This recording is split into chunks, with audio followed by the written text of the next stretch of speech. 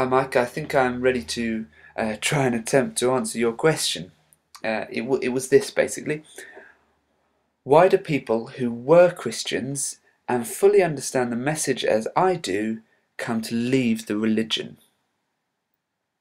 Well, that's a really, really interesting question and something that I think theologians in the past would have caused a riot with their differing opinions on this. It touches on a big topic within Christianity, which is between Calvinism and Arminianism, and I don't really want to go into that because I don't think it's very interesting to me or probably to you and those listening. So I want to assume we very much do have free will, and it is possible to choose to leave the religion of Christianity. So I really want to say two things. The first one being just be really careful on what we mean about fully understanding the message. And then I'm going to talk about what it means to leave the religion.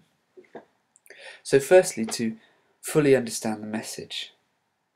We're going to assume for now that when it says fully understand the message as I do, my view is biblical. And I hope you can just assume that for now and do let me know if you think it's unbiblical. To fully understand the message as I do is to fall in love with God. If you fully understand the message, your heart is won over by Him. There is nothing on this earth that you would rather spend every moment of your time with. That's what it means to know God, and you're just captivated by Him, and you want Him more than anything else. I think that really is fundamentally what it means to fully know the message, the message of the gospel. So therefore, if that's not you, I think you need to go away and have a think about what the message is, and maybe you haven't quite got it, or maybe you've forgotten it in some way. I don't know, but it is an absolutely wonderful, wonderful thing to know Jesus. And so when we come to leaving the religion, I think it's an entirely reasonable position to leave Christianity and fully know that Jesus is so wonderful. But I'll tell you what, you would be absolutely gutted. You know what, maybe that's you, I don't know. But you know God and He is wonderful and you just want to spend every moment of your life with Him, and yet for some reason, maybe it's a scientific reason, maybe it's a philosophical argument, maybe it's a lack of evidence, all of which we've kind of looked at in the last question, so I'm not going to go into in detail. Maybe it's one of those things, but I'll tell you what, you would be absolutely gutted. It's a bit like if someone was to show my girlfriend was an illusion.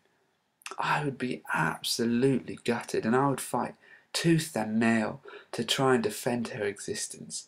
And if I couldn't, I would be so upset to lose the reality of her.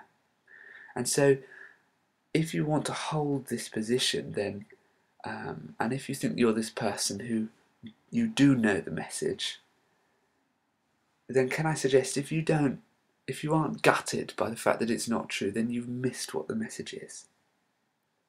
So now going on to,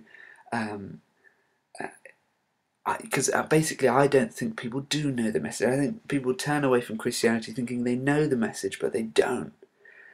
I just want to share with you, I think it's an opportunity. I haven't shared much from the Bible, but I just want to share with you my favourite verses actually in the Bible. It's from Psalm 73, and it goes like this. Nevertheless, I am continually with you. You hold my right hand, you guide me with your counsel, and afterwards you will receive me to glory. Whom have I in heaven but you? And there is nothing on earth that I desire besides you. My flesh and my heart may fail, but God is the strength of my heart and my portion forever. Skipping the verse, but for me it is good to be near God. I have made the Lord God my refuge, that I may tell of your works. If that doesn't resonate with you, then I challenge you whether you really do know the gospel.